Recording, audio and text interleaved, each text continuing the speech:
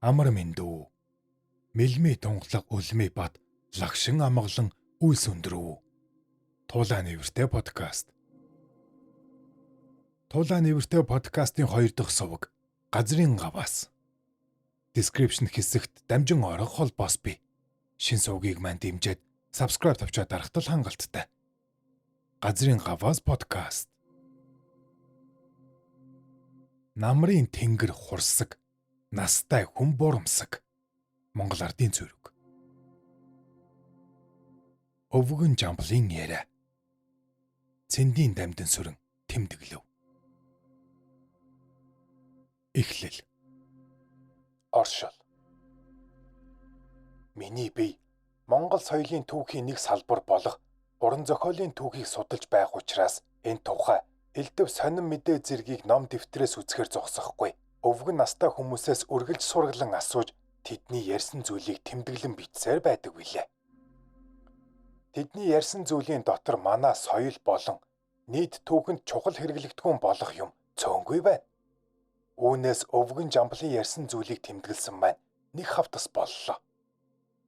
Өвгөн жамблын ухаан сэргэлэн ой сайн тул өнгөрсөн олон жилийн явдлыг тодорхой дэлгэрэнгүй ярьсан бөгөөд би тэр ярьсны хэвээр нь тэмдэглэхийг оролдсон боловч бас баахан товчлогдоод нэлээд зүйлж орхигдсон байна. Өвгөн жамбал цэгц шудраг томоотой үнэнч сайн хүн тул түүний ярьсан зүйлд говьвуулж чимж өөрчилсөн юм байхгүй гэж бодож байна. Гагцхүү өвгөн настай сүсэг бишрэлтэй хүний ярьсан зүйл болох учраас ярьсан хүний сүсэг итгэлж үүнд нилээд орсон байна. Гэвч үүнийг засвал ярьсан үгийн хэлхээ эвдэрмээр байх тул огт засаж өөрчилсөнгүй уг хэвээр нийтлэв. Манай тэргүүний үзэл сурталаар зэвсгэлсэн эрдэмтэн сэхэтэн нар үүнийг шүүмжлэлтэйгээр ашиглан хэрэглэж чадах нь лавтай болно.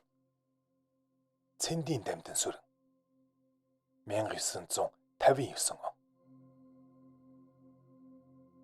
Эрхэм бичгийн их хүмүүн таны хойч үе бидэндээ зориулан зүрх сэтгэл оюун юугаа шингэн үлдээсэн бүтээл ном судар бичвэрүүд үе улирахын хэрээр мартагдан байх боловч туулаа нэвэртэй подкаст мартахыг үл хүссэн өөрөөс хойш үедээ сэргэн дахин түгээхийг чин сэтгэлийн угаас хүсдэг билээ. Эрхэм хүмүүн таны үр сад хойч үе бүхэнд эрүүлэнх ад жаргал хамгийн сайн сайхан бүхний хүсэн алс холоос бүхий мэдчилж байна. Жамбал донор. Миний нэр Борын Жамбал. Одоо 1958 онд 77 настай, морин жилтэй. Тэгэхлээр 1882 онд төрсөн байна. Гэртээ ганцаараа суудаг, хөдөө мал хөрөнгөгүй. Хотод хашаа гэртээ ах дүүж байхгүй. Их минь их шавийн хүн. Эцэг минь Түшээд хаан аймгийн Намсрай вангийн хушууны хүн. Алтан булгаас баруун тийш баруун бүрэнд Ханхар гэдэг газар төрсөн юм. Би 9 настайдаа ихийн хамаатан дээр богдын хүрээнд ирсэн. Ингээд ихийн дүү ламын цууж зам болохоор хөдөө гарч байсан юм. Намайг 13 настай байхад эцэг бор хүрээнд ирж насварлаа. Манайх уугийн ядуу айл байсан. Намайг 15 настай байхад их ах хоёр хүрээнд ирсэн. Ах удалгүй өгсөн. Их минь ардын засаг манцнаас нилээд хойно өглөө. Ингээд би хүрээний хогийн шавх руу сахих болсон хүндээ. Тэгээд богдын хүрээнд лам болж хүүхэн ноёны аймагт сув. Би хүрээнд 10 гаруй жил сууж уншлах дусаад уншлагаа шүүлгээд хүрээний 10 дацангийн нэг дацан болох Бадма Його дацанд багшийн хүчээр орлоо. Жүд бол дэглэм их нарийнтай байсан учраас тэр дацанд хүн орох дургүй байлаа. Бадма Його бол гүрмийн дацан юм. Энэ дацанд төм илүү хонь 6000 орчим адуу 2000 гаруй үхэртэй их баян дацан байсан. Хуралд жинхэнэ хурдаг данстай лам нь 50 байсан. Ингэхлээр хурлын цав хэрэглэн сайн байсан. Тарган махаар цав барьнаа. Хоньны хүзүүг тоож хэрэглэхгүй. Мал хариулсан айлаас зохиох татварыг авна. Жишээ нь 15 хоньноос нэг алд эсхий авна. Нэг алд эсхийн оронд 3 цаас авна. Лам нарын гидэс цайлгана гэж хавар хоормог тарагих өгнө, 100 айраг өгнө.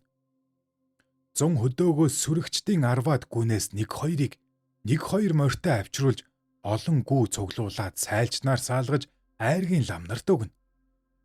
10 гүнээс 1 янда айргийг өдөр бүр авдаг байсан. Янда шингэн болон өрмөг юмыг химжих сав. Айргийн янда айраг химжих сав. Сүүний янда сүү химжих сав. Өглөгийн эзний гүрмийг дацанд ихэхийн. Түүнд ламнар ээлжээр хурдаг байсан. Түүний зэд барьцаар амьдарч байлаа. Гүүг зун солино. Намар өвөл болтол айраг уусаар байдагсан. Манж сүлэх сүүний үнээг сүрэгчнээс авчруулж саадаг байсан. Тэр үед мөнгөний оронд цай зардаг байлаа. Зузаан цай 2 чулуун цайтай тэнцэнэ. 1 зузаан цай бол 60 шар цай болно. Хугас цай 30 шар цай. Хугас цай чулуун цай 2 адил болно. Цэм мөнгө 22 шар цайтай тэнцэнэ. Лан нь 202 шар цай болно.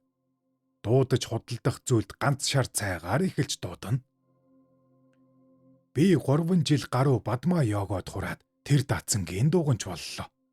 Дуганч бол зарлагын чанартай хүн юм. Лам нарт зарлах, хэл хүргэх зэрэг ажлыг хийн. 4 дуганчтай байсан.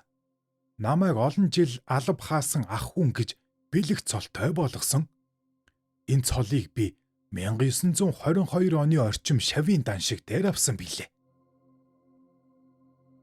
Богд бол ах хүнийг заавал гуайлдаг байсан. Утсан албаны хүмүүст даншиг өргөх үеэр цол зэрэг олбог шагналыг олгоно. Цол нь зоригт, бэлэгт, шадар, бинт, дураал зэрэг байлаа. Энэ цолын тухай шоглож ярьдаг үг байсан юм. Жишээ нь дураал гэдэг нь харлган, зоригт гэдэг нь тэнэг, шадар гэдэг нь долдой, бинт гэдэг нь их үнэтэй, бинттэй, цэнтэй гэсэн үг гэдэг. 7 хушуу наадмын өмнө чуулган найр болох үед үүдний бичээч нар чуулган дээр цол дуудаж батлуулна. Нийт лам нарын цээжилбэл зохих уншлаг гэдэг бол 10 хангал буюу догшид, 20 гар өмагтаал, итгэл, ламын чодба, олон харанга зэрэг болно. Үүнд бас 6 ерөөл орно. Санжид монлом, санжай гүнла, даги жанчув, чогжуу жалба, пүлжин буюу Деважингийн ерөөл, Гевандеи эдгээр болбол 6 ерөөл гэдэг ном нь болно. Би эдгээр номыг бүрэн сайн цээжилсэн уншлагатай. Чойрын ном идэхгүй, Монгол бичиг муухан сурсан хүнтэй. Муу билүүний баас их, муу ламын багш олон гэдэг юм. Би 30 жаахан багштай байсан хүн. Бизягийн аймгийн Лувсан дондог цорж гэдэг лам манай багш байсан. Долдой зангүй, түс тас хинээс ч айдаггүй хүн юмсан. Тэр цорж тушаалтай байхдаа цогчин гисгүй гунгаатай хэрэлдээд чи цаадах богдтой хилэн виз би цоржтой чаана цоржгүй чаана гэд 1 жил цоржоо авахулж байсан юм. YouTube дээр Тулааны вэртэй подкаст. Их хүрээний нандин бурхад. Ихийн зүү очир дээр ганжуурын аюуш их сангийн намсраа ноён шүтээний манал зэрэг 5 нандин бурхад байсан юм. Эдгээрийг бүтээх гэж өндөр гигийн хүрэг дарж байтал өндөр гигэний хүүхэнтэй ханилж гэж сонсоод буруу шаах гэж хэдэн ноён иржтэй. Тэгээд хүүхэн ноён гэрээс гараад явчихсан юм гинвэлээ. Өндөр гигэн "Хөөе чи гэртхийнхээ учрыг ол" гэсэнд хүүхэн ноён өндөр гигэний эхнэр орж ирээд хайлмаг зэс хүрлийг гурил шиг базалж бурхан урлан хийж байсан юм гинвэлээ. Тэгэхэд ноёд юм хэлж чадалгүй гарсан гэдэг. Тэр хүүхэн ноёны хүүрийг орхны хөвөөний дэрст булан гэдэг газар шатааж сэрэгцог гэдгийг хийсэнд баруун гар нь үлдсэн юм гинвэлээ. Түүний үнсээр хажид барлаж амар баясгаланд хийд дээр хаждын сүм дотор байгаа улаан хаждыг тэр гарын бугуугаар сүншгэлсэн юм гэдэг. Түүний нэрээр хүүхэн ноёны аймаг гэж их хүрээнд байсан. Ганданд ганцглах нүхтэй ганжуур байсан. Богдын оронд Замбган жадам гэж үнэтэй нандин жадам байсан юм гинвэлээ. Хүүхэн ноёны аймагт нандин шүтэн байгаагүй. Тэнд хүүхэн ноёны шүтэн гэж манал байсан. Манал бол их сангийн 100-тай адил өндөр гигэний урлал байсан. Хэмжээ нь очир дарийн хэмжээтэй адил. Их сангийн намсраа хэмжээгээр бага юм гинвэлээ. Ганжуурын аюуш одоо чойжин ламын сүмд буй гинвэлээ. Ноён шүтэнийг алба татвараа өгөх, лам нарын өмчийг өгөх гэж хамаг юмаа зарсан.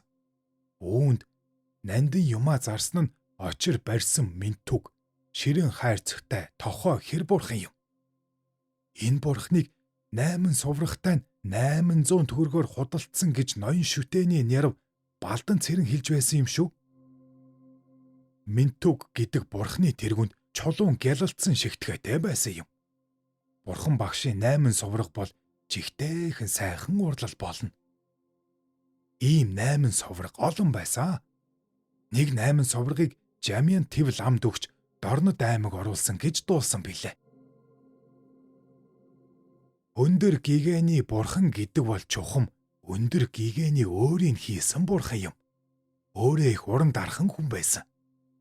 Өндөр гигэний төрсэн газар бол усан бэлчээр гэдэг газар. Энэ газар Эрдэнэ зов хужиртын Рашааны хавьд бий гэдэг. Түшээд хаанаас хүүд өгөх бэлэг гэж нэг эсхий оймс, нэг гүзээ шартоос, нэг хоньны өвчүү, үнхэлцгийг жил бүрийн өвөл богдод өгдөг заншилтай байсан юм. Тэр зүйлийг түшээд хаанаас хургуулж ирэхдээ би 2 удаа дайралтсан. Амар байсгаланд хийдээс бүрэн хааны самар чангаамал нэг хүүдий жил бүр ирдэг. Бүрэн хааны самар хачин том самар байдагсан. Энэ зүйлийг авчирсан хүнд нэг дээлийн тоорог шагнадаг байлаа. Туулаа нэвртэй подкаст. Ган төмөр бурхан. Туулгалын цагаан сүм дээр гангаар хийсэн ямандаг бурхан байсан. Тэр маш уран билээ. Түүнийг 8 дугаар богдын үед далай чонхор вангийн хушуунд хийсэн юм гинвэлээ. Өндөр нь үзүү тохоо хэртэй болно. Барьсан зэвсэг багч нь цөм мөнгө маш уран хийцтэй гялалцж байдаг. Зэвэрдэггүй. Бас нэг ийм дамжин дөрлөг гэж ямаа унсан бурхан байсан. Бас нэг ийм жамсран байсан. Түүний тэргүүнд нь алт үргэсэн. Алтаар буутсан. Бусад нь төмөр байлаа. Далай чонхор вангаас богдод өгсөн юм их байлаа. Үүнд наадмын майхан, асар, тулга, наадмын хэрэгсэл бүгдийн пайц дээр чонхор ван өргөсөн гэж нэртэй байсан юм. Тэдгээрийн хийцэн уран төмөр эдлүүд нь гялалзаад байдаг. Зуушаан утсаар ширсэн тойруулагч байсан юм шүү. Чонхор ван болбоос жижиг лам банд нарыг номд муу бол ойдлын ангид өгч юм оюулна. Хэрв ойход муу бол мод зоруулна. Мод зор чадахгүй юм бол төмрөөр юм хийлгэнтэй. Ингэж хүнийг чадах ажилд нь тохируулан сургадаг байсан юм. Далай чонхор вангийн хушууны эрэгтэй хүмүүс хүртэл дээл хувцас оёхдоо их чадвартай байсан юм. Сүүлийн далай чонхор ван жил бүр богдод төмөнжин шар тос өгч байсан. 3-4 жил дараалан лав ирсэн баг. Богдын шавдан баттахад зориулан түнлэхэд 12 лам үргэлж ном уншина. Тэнд дамжин дорилог, найчун чойжин, үржин хандын орноос заларч ирсэн гэдэг дуулга өмсөн цагаан дүртэй бурхан ийм 3 бурхан байдаг. Түүний уншлагыг өглөөний 9 цагаас шөнийн 12 цаг хүртэл уншина. Баярын түнлэхийг 3 хоног хорно. Энэ түнлэх гэдэг бол төрсөн өдрийн хурал юм. 8 дугаар богд намрын тэргүүн сарын шөнийн 8-нд төрсөн хүн юм. Түнлэхийн лам нар очир дайрын сүмийн баруун хойно Дичин галбын дуугны өмнө улаан халзан өргөө байдаг. Тэнд хурдаг байсан. Ордны гадна хүртэл сувраг байсан юм. Цанид чойрын лам нар тэр суврагыг үдэш нар шинкээс нааш гартал эргвэл ухаан ороход их сайн гэдгсэн. Цагаан сүм дээр нандин хажид бурхан байлаа. Энэ бол 5 дугаар богд хаждын нэнчин шүтэж тахиж байсан бурхан юм. Нэнчин бясалгал. Гуйлын шармал бурхан битүү бүтээлэхдээ ганц гар нь харагдаж байдгсан. Өндөр гигэний малгай хувцас бас тэнд байлаа. 50 хэлбэртэй 4 навчин сарвч даймаалгай. Монгол том улаан гутал нэгдээл байсан нь бурайд дээл шиг жижигхэн нудрахтай хар халуу шиг ширүүн үсэн захтай бүслэхээрээ хунаастай шар торго шиг дээр хийсэн пансан дотортой тэрлэг юмсан. Өндөр гигэний дүр цаасаар хийсэн баримл байсан. Түүний дэргэд тэр дээл хувцас нэг ваадантай байдагсан. Цагаан сүм бол богдын цуслан юм. Өвөлжөө нь шар орд юм. Голын сүм хайстай гараагүй үед тийм байсан. Живзүүн дарнатын хөрөг голын цагаан сүмд байлаа. Энэ хөрөг чойжин ламын сүмд байна. Төгсөв. Үргэлжлэлийг дараагийн дугаарт. YouTube дээр Тулааны нэмэртэй подкастыг үзэж бас сонслоо. Бичлэг таалагдсан бол сэтгэлдээ үлдээгээрэй. Тайлбар хэсэгт газрын гаваас подкаст руу дамжин орох холбоос бий. Шин сувгийг маань дэмжиж subscribe гэдэг товчоо дарахтал хангалттай. Ийм амархан. Танд таны гэр бүл эрүүлийн аз жаргал хамгийн сайн сайхан бүхнийг хүсье.